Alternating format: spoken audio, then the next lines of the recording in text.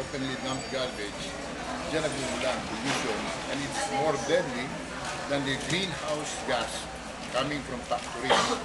Yung methane gas mas nakakasira ng ating kalikasan, ng atmosphere, causing global warming. Kaya kailangan tutulungan natin proper disposal of garbage.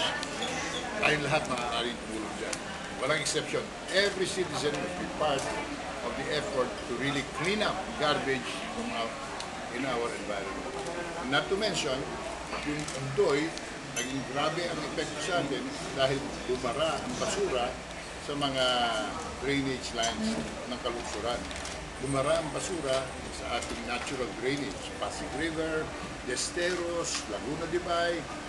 Kaya tumaas ang tubig dahil sa basura, plastic lalo na.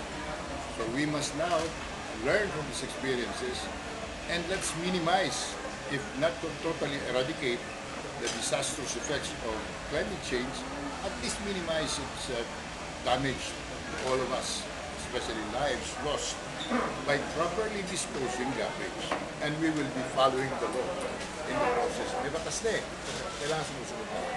So ano ba yung masasabi niyo, sir? Sinasabi nila dahil sa development na nangyayari, lalo na dun sa parting Southern Luzon, saka dito sa Northern Luzon. Kasama na yan, contributory yan, yung ating mga subdivisions na tinayo in the decades, yung ating mga pangalan ng mundo, yung ating fish pens. So we must not forget the fish pens are contributory to what we are now experiencing. Yung baha sa Laguna de Bay, hindi makadaan ng tubig dahil sa barado na ang Laguna de Bay, ng mga fish pens, hindi makalabas ng tubig sa Pasig River.